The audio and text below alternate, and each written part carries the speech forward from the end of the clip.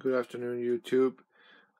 This is a interview, I guess you could say, or just a vlog by Dr. Gad Saad on his friend Jordan Peterson, and I found it disturbing what he had to reveal. It was deeply hurtful. I'll just show the clip where he exposes it, and then I'll make my comments. Thank you for watching. Hi everybody, this is Gad Saad. I had not planned on posting any clips today. Woke up to an article in the National Post describing the turn for the worse that Jordan Peterson has recently experienced with his attempts to recover from some prescriptions, anti-anxiety prescriptions. Of course, I was well aware of what he was going through. As a matter of fact, I had just written to him a few days ago, not knowing that it had gotten this badly, and then his daughter had released a clip, stating, providing the latest reality that Jordan is facing. And so, of course, first let me mention again here that my heart goes out to Jordan and his family as they go through this terrible ordeal.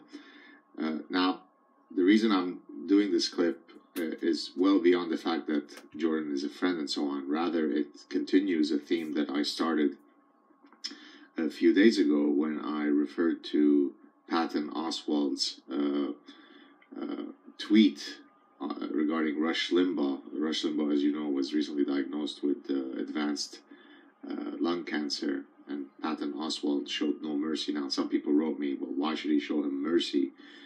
Rush Limbaugh is a pig. He's disgusting. He deserves all that he gets. Well, I'm not sure that I agree with such sentiments.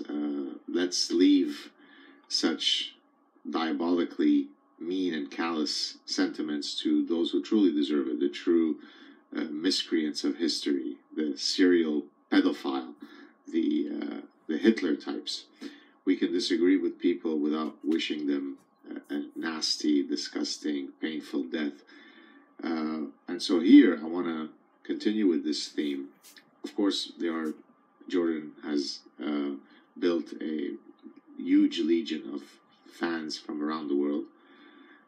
But of course, he's also garnered a lot of hate and antipathy from people. Just being associated in some way with Jordan, you can get hate by proxy. Now, again, one can disagree with things that Jordan says or not. I leave that discussion for maybe another time. But the fact that people can post stuff that is truly bewilderingly nasty when someone is going through such a difficult ordeal defies my understanding of humanity.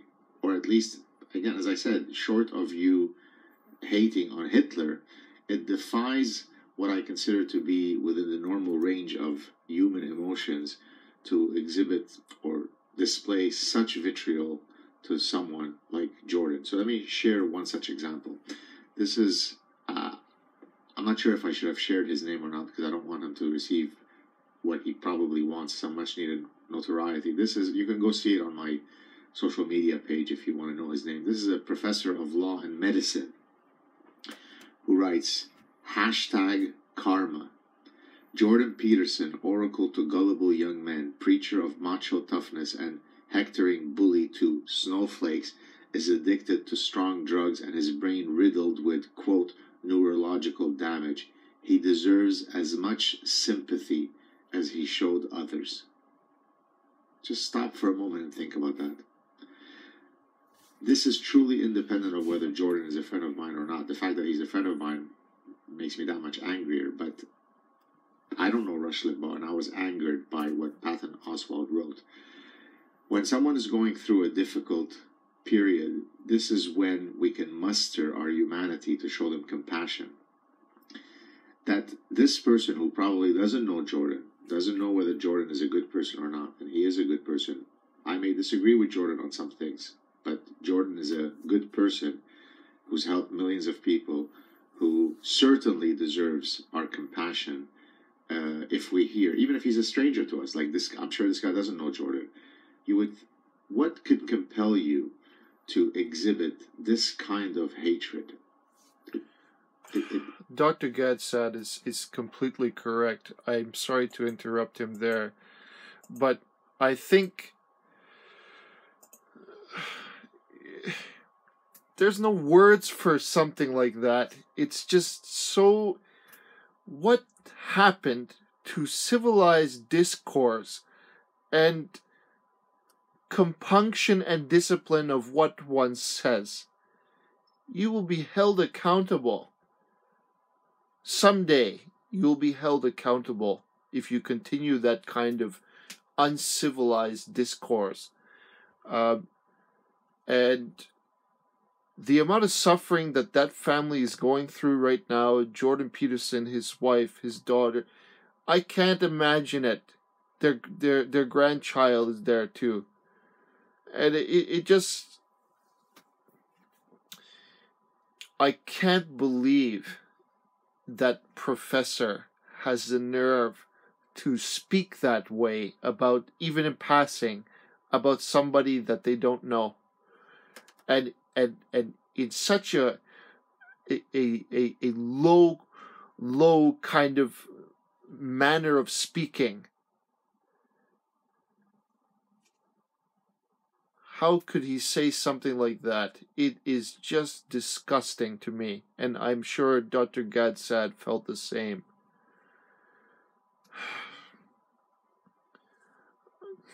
I don't have words, but I wanted to have this lecture on my YouTube channel, just because Dr. Gad Saad, he there's something about him when he studies people. It's almost like he's trying to re-educate us to help us for the proper discourse and civilized manner. And I consider Dr. Gad Saad to be a gentleman of high class, high stature. So I can feel it. He's deeply angered by the disgusting manners of these people, and it should be called out, and it must be called out. So again, many of you know Dr. Jordan Peterson. He's helped so many people, and even the way the doctor said that, that he should receive the same sympathy as he gave others.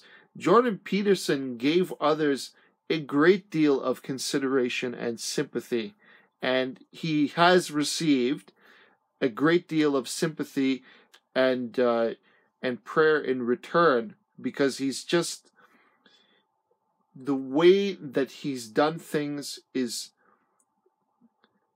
irregardless of himself or his own conditions or his even his own thinking, he always enters a conversation or a debate with that rule that he gave to us, that always assume that the person you're speaking to knows something you don't.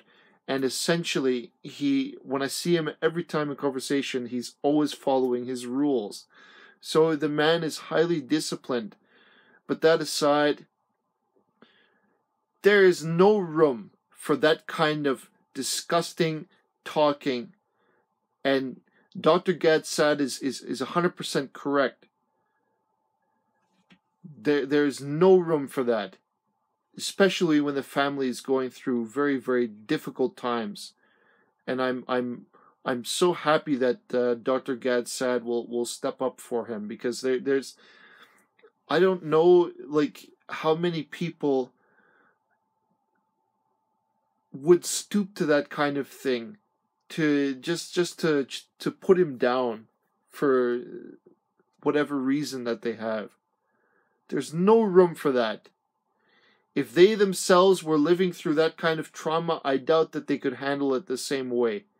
Their time will come. There will be a trial ahead for those people that and I don't mean a necessary criminal trial. I mean human trials, some kind of suffering to test you. And I wonder how well they'll weather it when the time comes. Life is transitory. Life is not permanent. And there is suffering that defines our lives. And that kind of suffering is what Jordan is going through right now. I heard from Michaela Peterson that he was very close to death. And I wonder, when he emerges from this, he will not be the same person that he was when he went into it. I guarantee that. And he deserves nothing but our prayer and our respect for their privacy of their family.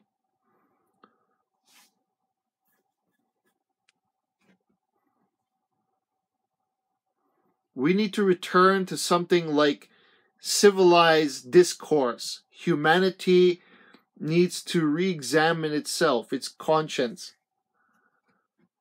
Especially those people that are with very little information casting vast dispersions on other people that are entirely untrue and ill-informed and uncivilized.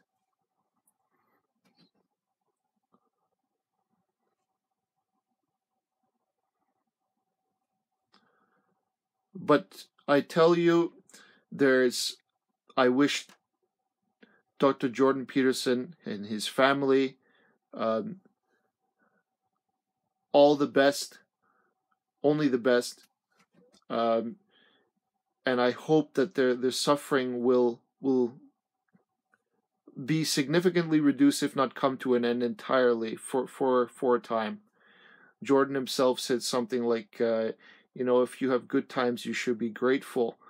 Good times in the sense that things are going well in life and so on, because life is suffering. He always reiterate that, stay with me forever. Be careful. When things are going good for you, be grateful. When things are bad,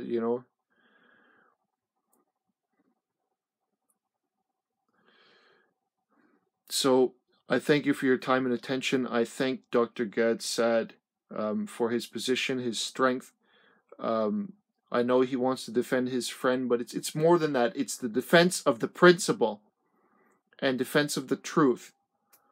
So I would like to end it there. Thank you for your attention and take care. Bye-bye.